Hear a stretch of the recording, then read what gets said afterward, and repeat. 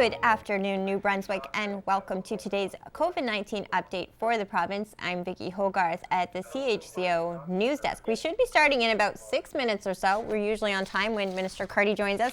We'll be joined by Dr. Russell and Minister of Education, Dominic Carty, today. If you can hear a little noise in the background, that is just the conference that's getting going, but we should be starting, as I mentioned, right on time. So for the time being, I'll just do a quick recap of the numbers that we know so far. Yesterday, there were 15 new cases of COVID-19 in the province. The breakdown in terms of zones is 1 in Zone 1, that's the Moncton region, 3 in Zone 2, that's the St. John region, 5 in Zone 3, that's the Fredericton region, 3 in Zone 4, that's the Edmundston region. There was 1 case in Zone 5, which was the one health zone that actually didn't have cases for the last little while, but they do have 1 case now, that's the Campbellton region. There were 2 new cases in Zone 6, that's the Bathurst region, and no new cases in Zone 7 yesterday.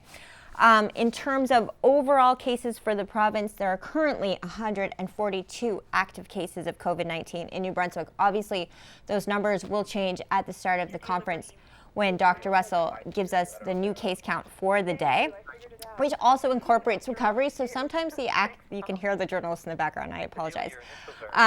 But usually, if the numbers are lower for the day, you'll see that the active case count for the whole province does tend to go down. So we'll see what today brings. In terms of active cases overall, as we know them from yesterday, there are 17 in Zone 1, 21 in Zone 2, 26 in Zone 3, 65 in Zone 4, 1 in Zone 5, and that was the new case that was mentioned yesterday, 8 in Zone 6, and 4 in Zone 7. If you hear in the background, that is Bruce in the conference room just going over some of the roll call logistics. We've done roll call already, which means we should be starting on time.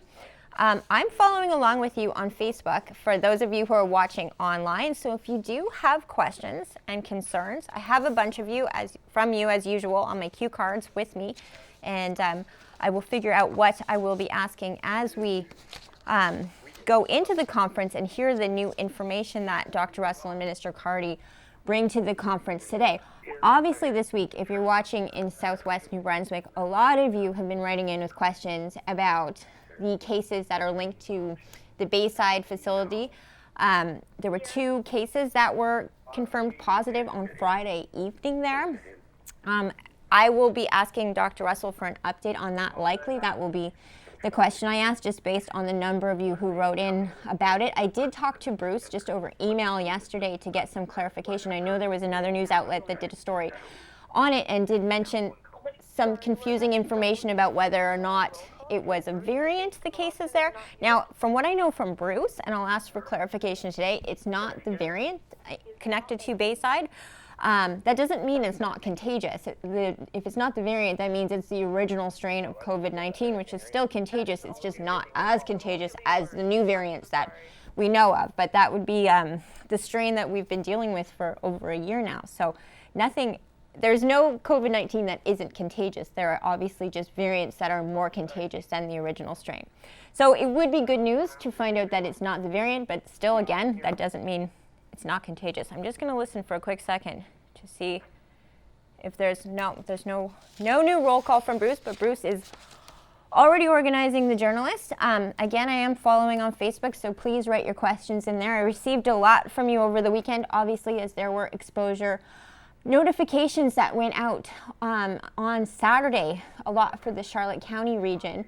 And if anyone follows us on Facebook, I did post the Birch Grove restaurant in St. George was one of the areas that was a public exposure notification for the Saturday before, but Birch Grove posted today that everyone has tested negative so far that works at the restaurant, so that's great news. They are being retested, I believe, tomorrow, just to confirm that everything stays that way.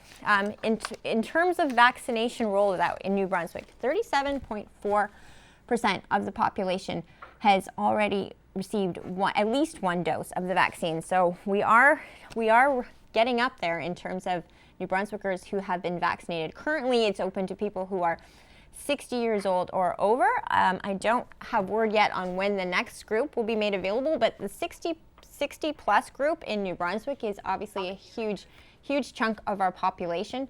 So while you might see a rollout happening differently in other provinces, it's all relative to the average age of your population. Also, in terms of strategy, as we did ask last week, a lot of you did write in to ask whether we could put frontline, not just frontline workers, but customer-faced hospitality workers, if they could be moved up to the front of the vaccine rollout. And Dr. Russell said at this point in New Brunswick's time and the way we are handling COVID-19 and the number of cases we had, she didn't see that as something that needed to be done at this point in time. But obviously, strategies can change overnight depending on what's happening in the province. But for now, that's not a strategy that we are going with in New Brunswick. But that was a question that many of you had and still are writing in about, especially with variants at play. Today we will be hearing, if you're just joining us now, from Minister of Education Dominic Carty and Dr. Russell. And I'm following along on Facebook. We should be starting in just about 1 minute's time. And Dr. Russell will give us the case count for today. And I'll keep in mind that yesterday there were 15 new cases, if you're just joining us. 1 in Zone 1, 3 in Zone 2, 5 in Zone 3, 3 in Zone 4, 1 in Zone 5, and 2 in Zone 6. Now, Bruce is starting the conference right now, so we should be going into the conference room any moment. So I don't really want to...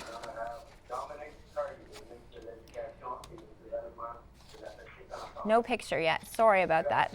So we should be starting within the next minute or so. Again, 15 new cases in the province yesterday, and I will join you after the conference. Good afternoon. Speaking on behalf of the province today are Dr. Jennifer Russell, the province's Chief Medical Officer of Health, and the Honourable Dominic Carty, Minister of Education and Early Childhood Development. Dr. Russell.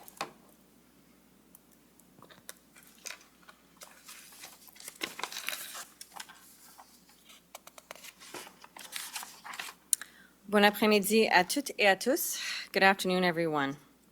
The third wave of the COVID-19 pandemic has been battering much of North America for the past 2 months, and in the last week, its strongest currents have struck our nearest neighbor. The explosion of cases in Nova Scotia, particularly in the Halifax area, is deeply concerning to everyone in New Brunswick, and I'm sure that you will join me in offering our support to our Nova Scotia friends, family, and loved ones. In barely a week, Nova Scotia has seen over 1,000 new COVID-19 infections. That's more than New Brunswick has experienced in the last 4 months. And there has been an upsurge in hospital admissions in Nova Scotia affecting the young and old alike. This demonstrates yet again the power of this virus in its newer and more contagious form.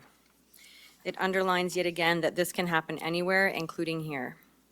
It shows us yet again why we all must stay vigilant and follow public health guidance and advice. Les répercussions de la pandémie dans la province n'ont pas été aussi graves jusqu'à maintenant. Toutefois, nous avons aussi subi les contre-coups de la troisième vague.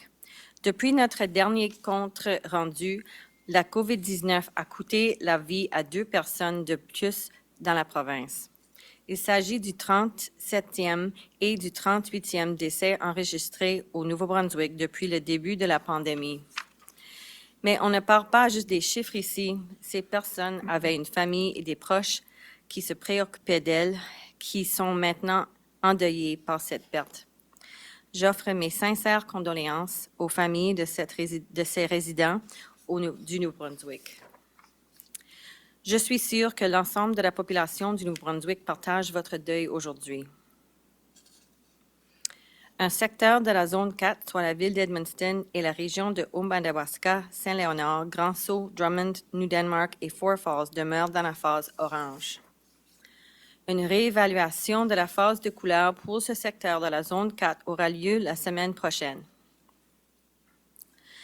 Our best hope in preventing severe illness, hospitalization, and death due to COVID-19 is to get vaccines into the arms of as many New Brunswickers as possible, as quickly as possible. And today, we will reach 250,000 New Brunswickers who have received at least one dose of a COVID-19 vaccine. This is a tremendous achievement, but we must and can do more. And now we are going to accelerate our efforts even further. Dès aujourd'hui, toutes les personnes âgées de 50 ans et plus dans la province auront le droit de recevoir un vaccin. Vous pouvez prendre rendez-vous auprès de votre pharmacie ou d'une clinique offerte par nos régies régionales de la santé. So, effective today, all New Brunswickers 50 years of age and older will be eligible to receive a vaccine. You can make your appointment with your local pharmacist or through a clinic offered by our regional health authorities, and I am told there are lots of spots, so please call as soon as you can. We are also making the vaccine available to young people who may be more vulnerable to its effects. Anyone over the age of 16 with at least 2 chronic conditions can now receive a vaccine. More details on eligibility are available on the government's website. If you are now eligible, I urge you to make an appointment today and don't wait. By taking the vaccine, you will be helping to save lives, prevent illness, and protect our healthcare system.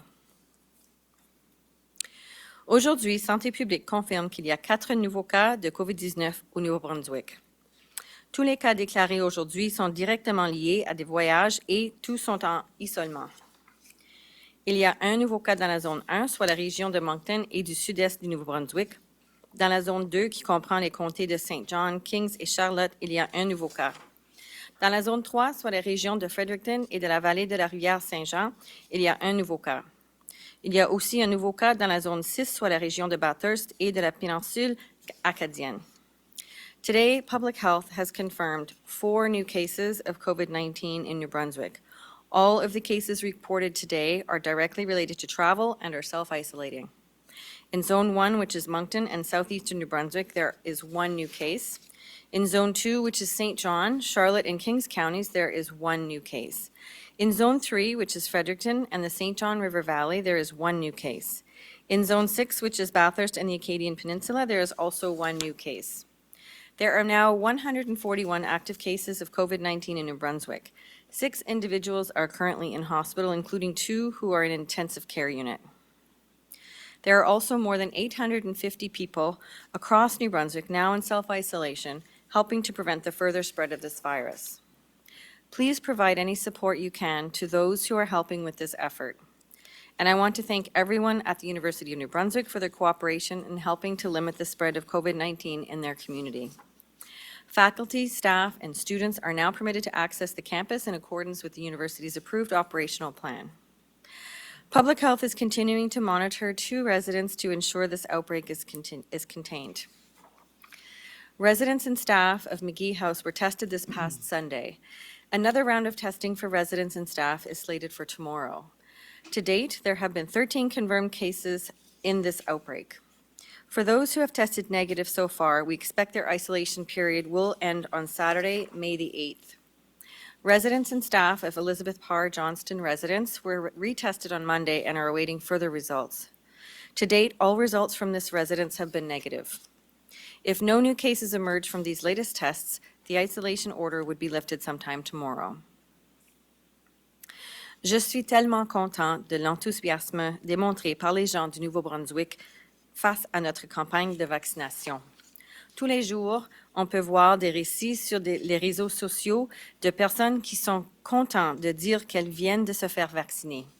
Si vous avez reçu votre première dose et vous demandez quand vous allez recevoir la deuxième, je vous demande de vous continuer d'être patient. Ce que nous voulons, c'est qu'au moins tous les adultes dans la province reçoivent au moins une dose, ce qui devrait se faire d'ici la fin juin. Il y aura une annonce publique quand les cliniques pour l'administration de la deuxième dose commenceront. Et je peux vous assurer que personne n'attendrait plus d'intervalle de maximal de 16 semaines entre les doses. My hope is that everyone will seek a vaccine when they become eligible, and I urge you to take whatever vaccine is offered. The more people we protect with a vaccine, the better positioned we will be to prevent serious illness, hospitalization, and death from COVID-19. This 3rd wave continues to challenge us. It comes at a time when COVID fatigue is running high and patience with public health measures is running thin. And I do understand the frustration and impatience that so many people are experiencing right now. And really and truly, the variants mean that we need to stay vigilant and we need to continue to vaccinate while we really reach that level of population protection that we're looking for. So I urge you to remain hopeful, and it is hope that's going to get us through this. We must all look deep within ourselves and find that hope that we need. And remember, it is a powerful force. And today being the 4th of May, may the 4th be with you. Thank you very much.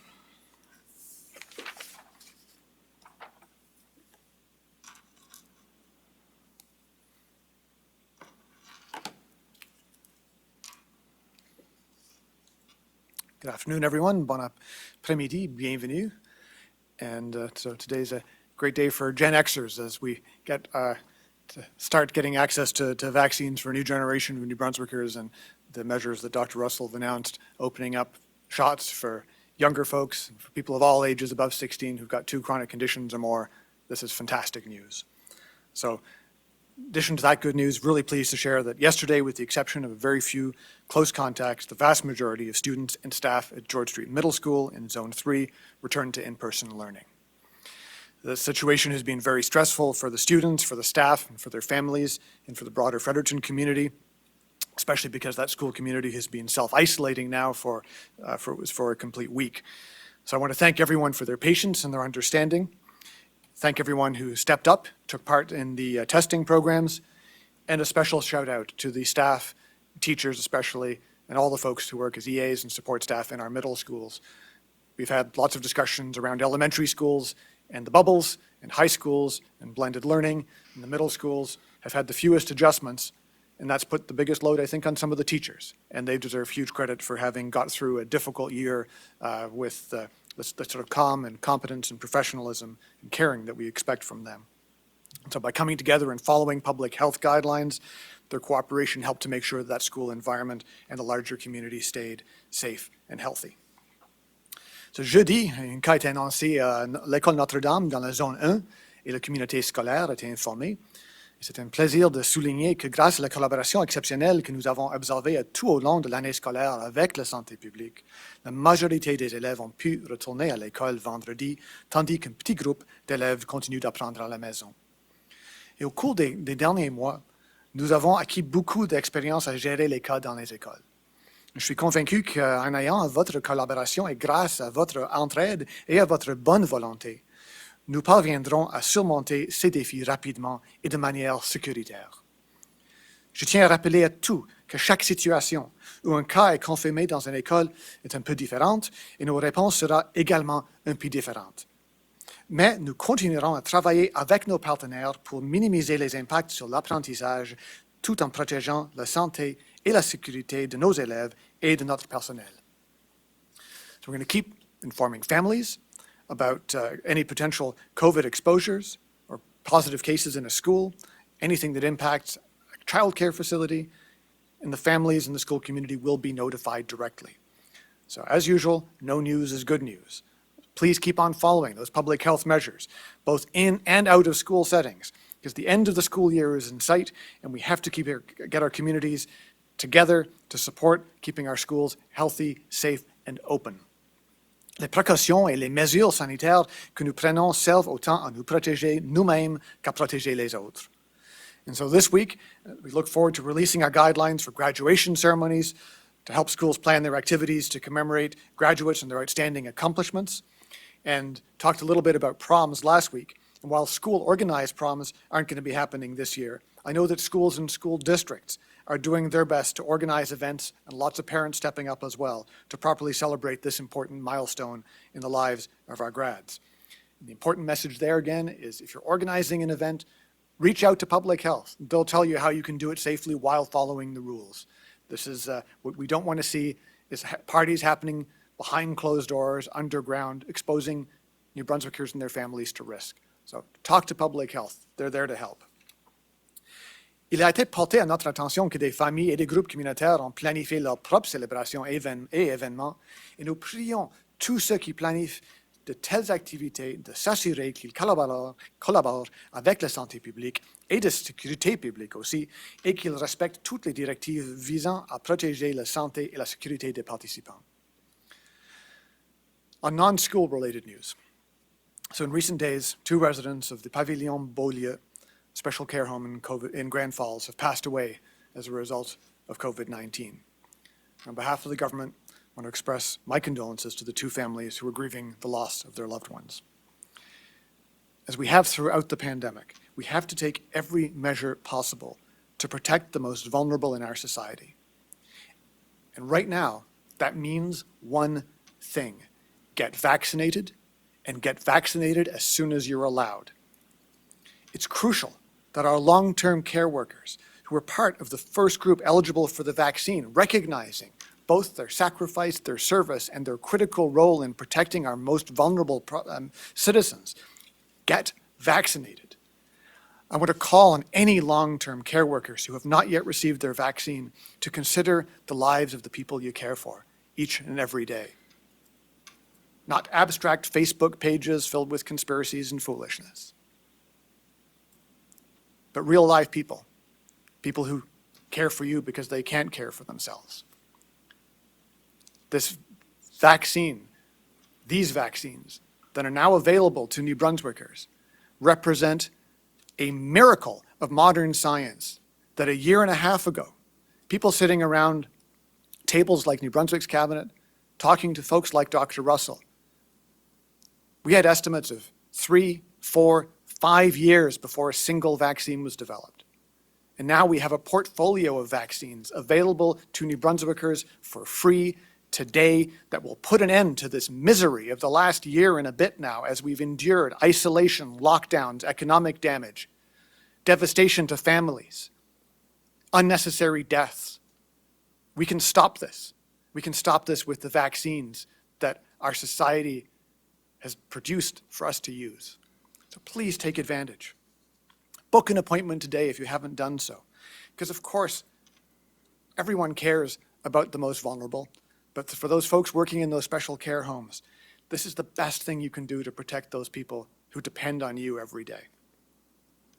Because as Dr. Russell announced, beyond special care home workers, beyond the targeted groups that have been singled out for treatment, special treatment because we needed to get them vaccinated first, now, today, every New Brunswicker 50 years and older can get access to a vaccine. As I said, finally, Gen X, our moment has come. Get out there, let's show what we can do as the baby bus generation and get our vaccines as quickly as we can.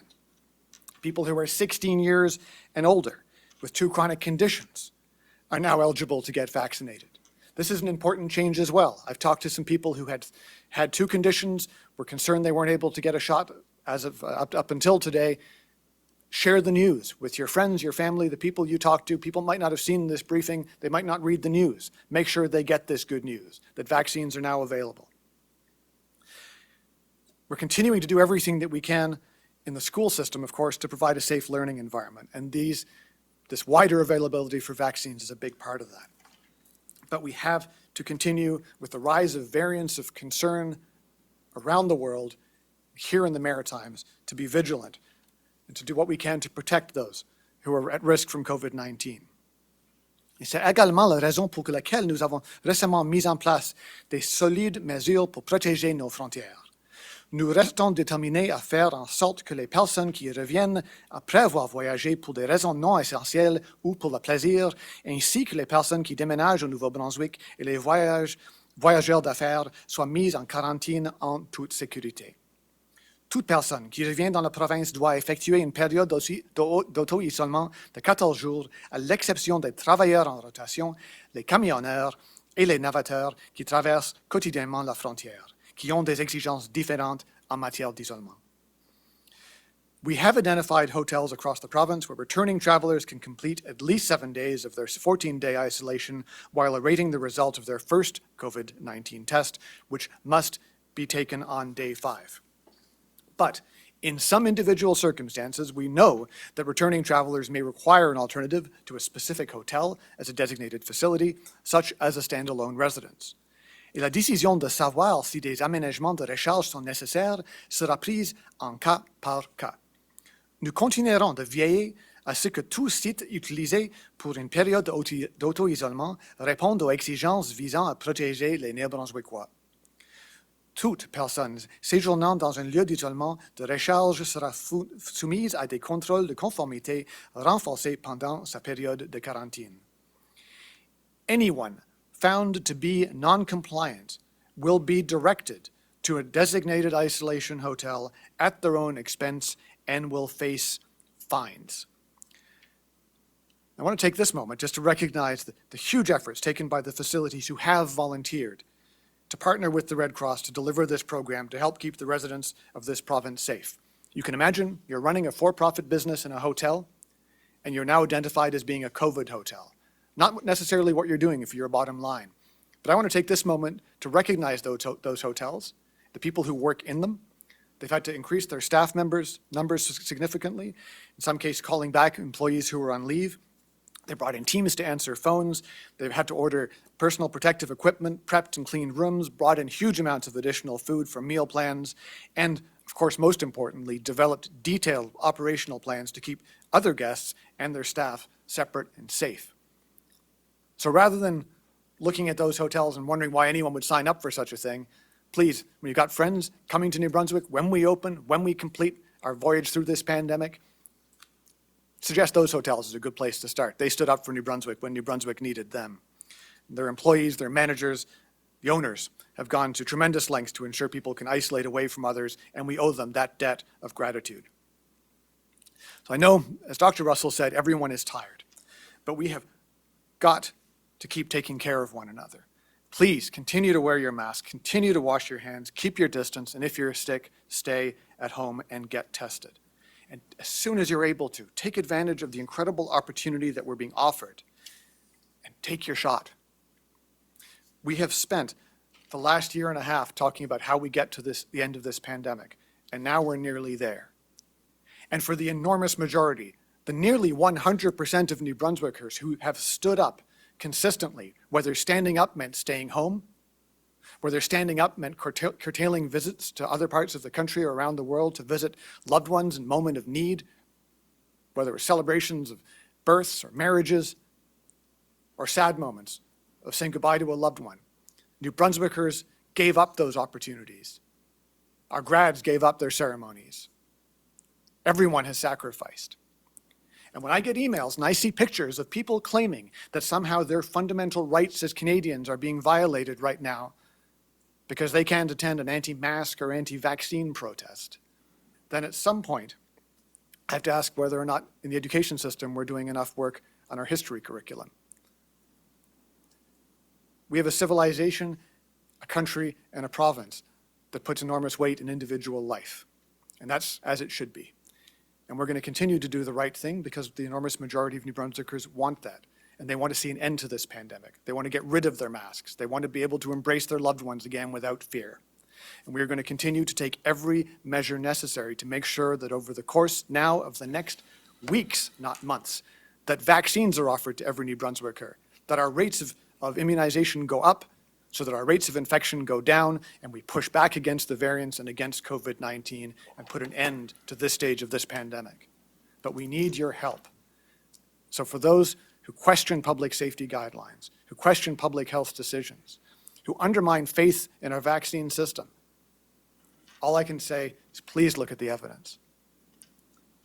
That we have folks at different levels, as Dr. Russell said, in some cases undermining our decisions about which vaccine to take. If a vaccine is approved by Public Health Canada and approved by Dr. Russell and her team, take that shot. Ignore NACI, ignore anti-maskers, ignore the people undermining faith in science, and do your part for New Brunswick. N'oubliez pas que ces mesures, en suivant ces mesures, vous ne pouvez protéger pas seulement vous-même, mais aussi tous vos amis, votre famille, vos voisins et vos collègues. L'été arrive en grands pas et nous avons tout besoin de nous amuser, alors mettons-nous au travail de maintenant et faisons en sorte qu'il soit formidable. So let's get this done, New Brunswick. Thank you very much. Merci.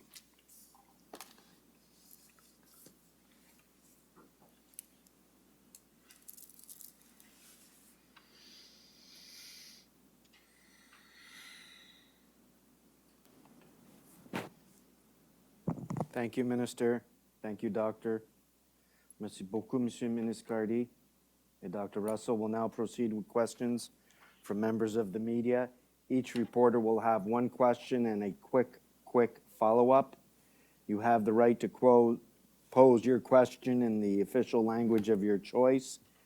Please ensure your microphones are placed on mute. Nous allons maintenant procéder aux questions des journalistes. Vous avez le droit de poser vos questions dans la langue officielle de votre choix. Chaque journaliste aura une question et un suivi. Voulez-vous assurer de désactiver le son de vos micros? Laura Brown, CTV.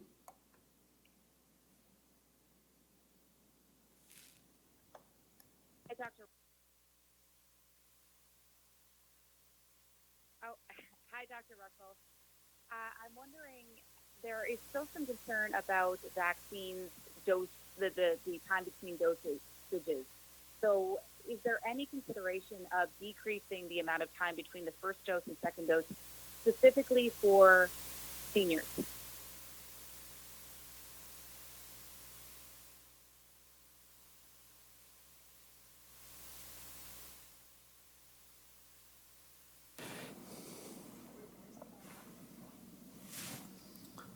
Merci pour votre patience. Please stand by.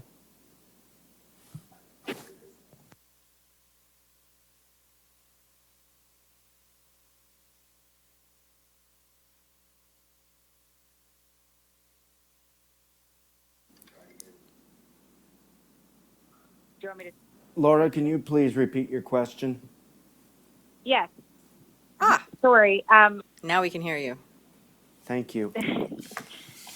Dr. Russell, I'm wondering if there's been any consideration of decreasing the amount of time between the first and second dose of vaccines, specifically for seniors. We are seeing that at least, I mean, in the case of Pavillon, Beaulieu, one of the individuals got their first dose but didn't get their second dose, and then, as we know, has passed away. Well, I don't have specifics that I can share around individuals' vaccine status, number one. But in a general sense, we're not planning to change our rollout. I know that for long-term care facilities, nursing homes, and adult residential facilities, the plan was to make sure that many of them had their second doses.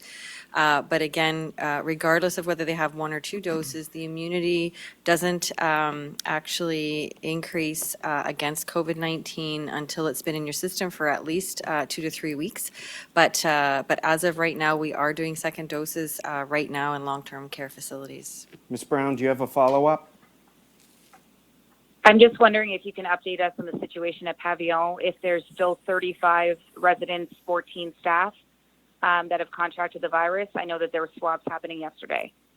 Yes, those are the current numbers, and we are dealing with the South African variant in that particular outbreak.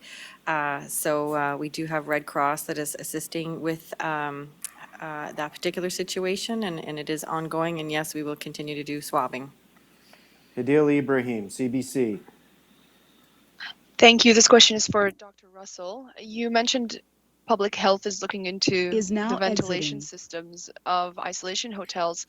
What are you finding out? What are the findings to date on that? The ventilation systems that I have been involved with respect to investigation was the one at McGee House. So the knowledge that I have about that particular ventilation system in terms of the investigation, that's all been looked after. And our conclusion after all of the information that we had been provided with really points to fomites in that situation, so surfaces that people came into contact with. Ms. Ibrahim, do you have a follow-up? Yes, and just to confirm, so you are not looking into ventilation systems of isolation hotels? I don't have any knowledge about that. Was that a question that you had posed to the Department of Health, or? Well, I was just under that impression, so we can move on with the second question. There's been some criticism lately about the number of special care and nursing home workers who are not vaccinated. The association says convenience is one of the main obstacles. So why can't these workers get vaccinated at their local pharmacy rather than having to drive to a clinic offered by their health authority? Well, With respect to vaccination, you're talking about healthcare workers who work in adult residential facilities, long-term care facilities, and nursing homes? Yes, that's right. I'm not aware that there are any constraints that they have to do one or the other. I'm assuming that they are eligible to go to whichever is more convenient. Okay, so they can go to pharmacies. I wasn't aware that that wasn't an option. Okay, thank you. Tom Bateman. Hi there, can you hear me? Perfectly. Great. I'm looking for clarity on what exactly would qualify for an exemption for a non-essential or leisure traveler. Dr. Russell, can you explain how that is evaluated and how many have been granted actually?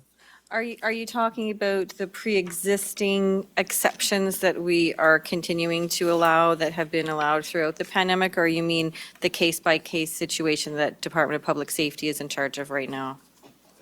Yeah, the latter with respect to the isolation hotels. Yeah, so that is on a case-by-case basis, and I believe that they would be looking at criteria in terms of safety with respect to nobody else being in the domicile, that those types of things, but it is on a case-by-case situation. And do you know how many there have been? That I don't know. Jacques Poitras, CBC. Oh, Up. You got two in there, Tom. Jacques? am I cut off? Oh, sounds like I am. Okay. Sorry, Tom. Dr. Russell, back on April 23rd, the health staff sent out a graph showing projected vaccination rates by week through to the end of June. It was a bar graph. And the week of May 24th to 30th was highlighted in red, showing 60% vaccinated. What's the significance of that week that's highlighted? Is it a target or a threshold for something to happen? I don't have that particular document in front of me, Jacques, but what I do know right now is that the increased number of doses and the steady delivery of those doses throughout the next 4 weeks is quite substantive. So we're really on track right now to get through each week in the vicinity of 43 to 45,000 doses. So each week we'll be able to continue down the path of announcing different age groups that are eligible to receive vaccines. So in terms of a threshold, again, I don't have that document in front of me, but certainly if we continue in those 10-year cohorts, then we will definitely be in a really good position by the end of May. But again, our goal is to get as many people vaccinated with their first dose and then ideally with their second dose, hopefully by late summer. But if everything goes well and we get more doses than expected, then we just increase our timeline and that's a good thing. Mr. Poitras, follow up, please. Yes, on Johnson & Johnson, acknowledging the delay with the quality control issues, any further progress on deciding how to take advantage of a one-dose vaccine, like what group you might aim that for, and is that delay at all affecting the rollout plan? It's not factoring into our rollout plan. We definitely have a vaccine task force that's involved in those discussions around how to use all different vaccines that are available to us. But right now we're just in a holding pattern. Vicky Hogarth, CHCO-TV. Thank you, Bruce. Dr. Russell, can you please give us an update on the Bayside plant where 2 employees tested positive for COVID-19 on Friday? Have any other employees or close contacts tested positive since? Is it the variant, and how many people are self-isolating? Hi, Vicki. Well, I was on call on the weekend, so I was involved in the situation for the most part over the course of the weekend. But since then, again, my knowledge of that situation was that there had been 2 people that tested positive. And in terms of the strain, it definitely was not a strain in terms of a variant of concern, in terms of aggressiveness and transmission and aggressiveness and symptoms. But we are continuing to test people in the St. Stephen area because the way that these cases popped up, they hadn't, again, we just want to make sure that we're not missing cases in that community, so we're increasing the testing capacity in St. Stephen right now. Ms. Hogarth, do you have a follow-up? Just a quick follow-up. Is there any idea yet of the source of those 2 cases?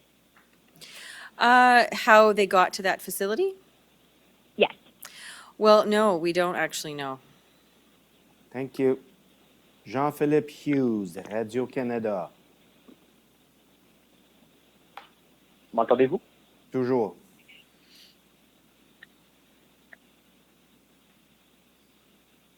Vas-y.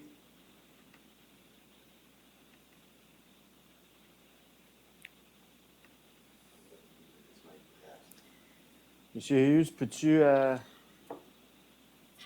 démuter ton micro? Disais. Toutes mes excuses pour cet incident. La question est pour Madame Russell. En fait, la question a été posée, mais je voulais juste clarifier concernant les critères pour l'exemption de l'isolement à l'hôtel. Bon, on parle de maison unifamiliale, salle de bain séparée, etc. En gros, est-ce que ce sont les mêmes critères qui s'appliquaient déjà avant que vous imposiez l'isolement à l'hôtel? Je crois que oui. Mais je crois que toute cette information est sur notre site web aussi. C'est les exemptions sont faites par un cas par cas situation, mais c'est vraiment basé sur une situation sécuritaire. Monsieur Hughes, un suivi? Oui, j'ai un suivi pour Monsieur Cardy. J'aimerais qu'on nous explique enfin pourquoi le gouvernement a reculé en fin de semaine, un samedi, sur l'isolement à l'hôtel. Qu'est-ce qui ne marchait pas? Ce n'est pas question de quelque chose qui ne marche pas. C'est comme toujours avec COVID, c'est toujours la nécessité de créer de mettre les plans en place basés sur la situation qui est en train d'évoluer. Et on prend les décisions basées sur chaque cas. Et s'il y a quelqu'un qui n'a pas un plan pour auto-isolement qui est approuvé par la santé publique, c'est pour ça qu'on a les hôtels qui sont là. Et on a juste clarifié ça. Et alors, ce n'est pas vraiment un changement, c'est plutôt juste clarification. Monsieur Hughes?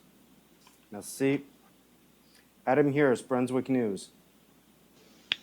Thanks, Bruce. To Minister Cardy, earlier you lumped NACI into the same sentence as anti-maskers. I just wanted you to reiterate if that's a smart thing to do, and can you elaborate on your thinking there? Very glad to. There's some interesting headlines around the world the last number of months as different governments have, in some cases, and I'd say nearly all cases, accidentally undermined confidence in science and medicine. And I have not seen anything based on all of the scientists and doctors who I've spoken with that supports some of the concerns that have been raised by NACI recently. And I think they have, I would refer to the Prime Minister's comments today, where he said people should get the first shot they are offered. And given that NACI did not say that, I side with the Prime Minister, I side with the Premier, I side with Dr. Russell. And clarity around communications on science is incredibly important. And the difficulty we've had over the last year and a half is that too often governments have contributed to confusing the issue. And I'm really proud the government here in New Brunswick, and one of the reasons we have one of the best rates of success against this pandemic is because we've used evidence and science to make our decisions. It hasn't been perfect, but the deviations from that central principle have been small and occasional. And in other places, they've been large and dangerous. And anyone who starts to undermine the credibility of the vaccine regime should be held accountable for that. Mr. Harris, follow-up? Yes, please. For Dr. Russell, I'd like your comments on NACI's words yesterday and if they should be held accountable for them. Should NACI be held accountable for their words? Just picking up on what Dominic Cardy said, that further to that, your comments on NACI's words and whether they muddle the water of your message. Well, I think what I can say is that transparency and public confidence are very important. providing people with up-to-date information is very important. And certainly here in New Brunswick, with our amazing communications team, we've been able to really navigate through a lot of the technical information, do great knowledge translation, and continue to provide the public with the information they need to know to take the steps they need to protect themselves against the risks of COVID-19. And I'll just leave it at that. Thank you. Sarah Seeley, Brunswick News.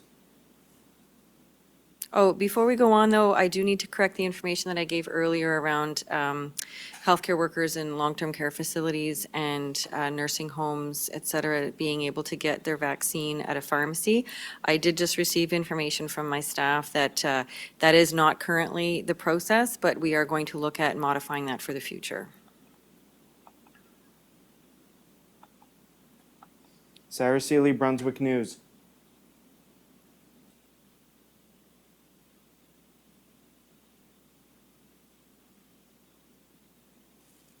Kathleen Jones, allbrunswick.com. Hi there, Dr. Russell. In Nova Scotia, they're saying that opening vaccines to people in categories with underlying conditions rather than doing it by age might slow down the rollout. And I'm wondering if this is a concern for you in New Brunswick. Well, I guess it depends on what you mean by slow down. And I think you have to remember that the context that people are looking at different rollout plans with respect to their case numbers. So right now in New Brunswick, our case numbers are low. Our rollout is working very well. And if there were a change in timing for anything, you know, would it change by a week or 2 weeks? I think we're in a good position right now to continue with the rollout as we've laid it out. And as I mentioned earlier, if we get more doses sooner, then that'll just accelerate things. But our plan really is to be able to have everybody vaccinated with 1 dose between now and the end of June, and have everybody vaccinated with their 2nd dose between now and the beginning of September. Do you have a follow-up, Ms. Jones? Yes. And so is this, in your opinion, the quickest way to accomplish that goal? Well, as I mentioned, it's all about context, and right now we are in a very good position, 1, with our case numbers, and 2, with the number of doses that we're expected to receive. Thank you. Bobby Jean McKinnon, CBC. Can you hear me? Perfectly. Great, thank you. Dr. Russell, you said before that public health recommended some minor changes to the ventilation system at UNB's McGee House residence. What were those changes, and have they been completed? Yes, that is correct. So I was working with one of our public health inspectors who was working with the engineering folks at UNB around that ventilation system, and all of the information that they were able to provide showed that there was a teeny tiny chance that there could have been some cross-contamination with one particular component. So that was shut off last Tuesday, and they won't be turning it back on until we give the go-ahead. Ms. McKinnon, a follow-up? Yes. Jones Hello? Is now exiting. Hold on. Go ahead, Ms. McKinnon. Okay, thank you. Again, for Dr. Russell, you mentioned that public health is now trying to determine whether surface contacts in the McGee House elevator could be the potential source of transmission. We've heard a lot from experts lately about surface transmission being extremely rare. Can you explain what's different now with this case? Well, we are dealing with the India variant. So with each new variant, we do learn different things. And so we don't make assumptions about what we know or don't know. So we try to be objective about that information. And certainly everything that we have amassed in terms of information about this particular outbreak points to that. So that's what our leaning is in terms of our hypothesis and conclusion. Thank you, Ms. McKinnon. Simon Delattre, l'Acadie Nouvelle. Bobby G. McKinnon. Is now exiting. Oui, question pour la Dr. Donc, le nombre de livraisons va doubler à partir de cette semaine, le nombre de livraisons de vaccins. Est-ce que le Nouveau-Brunswick est prêt à délivrer? Est-ce que nous sommes prêts à vacciner à ce rythme-là? On ne peut pas entendre la question. Peux-tu répéter un peu plus fort? Simon, peux-tu répéter ta question plus Le lentement, nombre, plus le fort? nombre de livraisons de vaccins va doubler à partir de cette semaine. Est-ce que le Nouveau-Brunswick est prêt à suivre ce rythme-là? Oui, absolument. Simon, as-tu un suivi? Oui, à partir de quel pourcentage de la population vaccinée peut-on espérer des levées de restrictions? C'est une difficile question à répondre à ce moment-ci parce que, au fur et à mesure qu'on reçoit d'autres informations au niveau de d'autres endroits, d'autres pays qui sont un peu plus avancés dans leur programme de vaccination, c'est vraiment quelque chose qui va être décidé au fur et à mesure qu'on reçoit d'autres informations, qu'on voit quel pourcentage de la population est protégée et quelle est cette protection. Notre but, finalement, c'est toujours de diminuer le risque de la population être hospitalisée et avoir besoin des soins intensifs. Et avec les vaccins, on s'assure que ça va être le cas. Mais quand est-ce que ça va être le niveau de protection contre ces risques qu'on est confortable de changer des mesures de santé publique, ça reste à voir.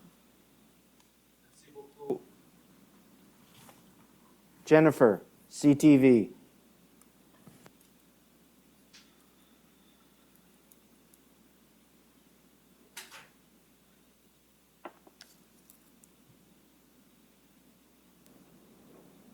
Erica Butler, CHMA. Oh, hi there, everybody. This is a question for Dr. Russell. Dr. Russell, as you know, there are hundreds of people in the detention area who are in perpetual self-isolation because they work across the provincial border in Amherst. There's a lot of frustration in people. They're wondering why they are being asked to remain in isolation when there are currently no active cases of COVID-19 in Amherst or all of Berlin County. Can you help explain to these folks what is the evidence of the risk that you see posed by people going to work in Amherst? Great question. First of all, I just want to say that what Nova Scotia is experiencing right now is really, really challenging. And that is something that, again, our colleagues across the country and other provinces are having to deal with. And it's not something that we take lightly in terms of risks. So we know that right now the hotspot is Halifax. However, as you know, the incubation period is 14 days, and we don't know who's traveling where and when throughout the province. And so the risks are everywhere all the time without knowing, again, we don't have a crystal ball and knowing who's incubating in those different areas outside of Halifax. So we have to be taking a very cautious approach because we don't want to fall into the same situation that Nova Scotia is dealing with right now. I think they have over 40 people in the hospital right now with COVID-19. At our highest number of hospitalizations, I think we had about 20 plus, which really stretched our healthcare system, as you know. So we are in a very precarious position with respect to our proximity to Nova Scotia at the moment, and so it is very important that we put whatever measures in place are going to protect the population at this time, even though it does put a lot of stress and strain and hardship on people at this time. It is necessary. People here point to the situation in Brunswick and Hamilton, where the province has acknowledged the nature of two communities, and people who commute between them don't have to isolate perpetually. I guess I'm wondering, why wouldn't the border community around Amherst and Sackville be treated similarly as that border community did? You're cutting in and out, so I'm not really sure if it's the reception or where you are related to the microphone, but I could only hear half of what you were saying. Can you repeat? I can repeat it. Can you hear me okay now? Yes. So people here point to the situation in Hamilton, where the province has acknowledged the nature of the two communities and the communities don't have to be in perpetual isolation. So I'm wondering, why wouldn't the border community around Amherst and Sackville be similarly with that border community? I'm really sorry, but I can't hear what you're saying.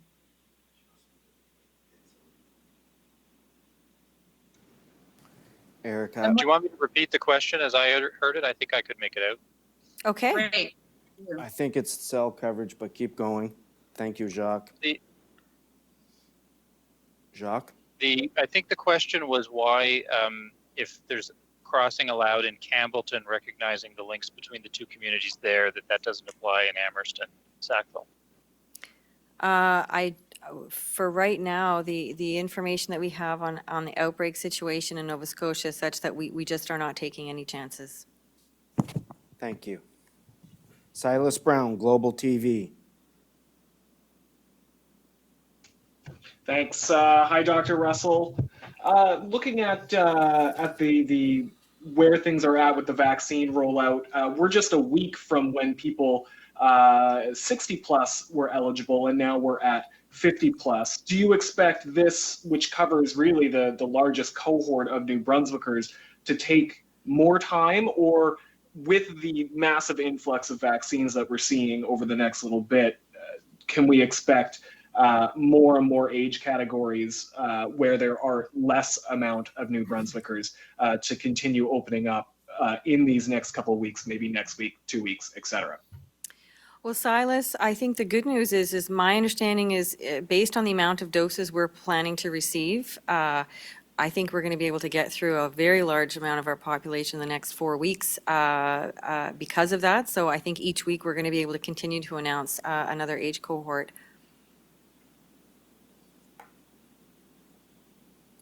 But you are correct, that is our largest cohort, so people do need to be patient while they're booking their appointments.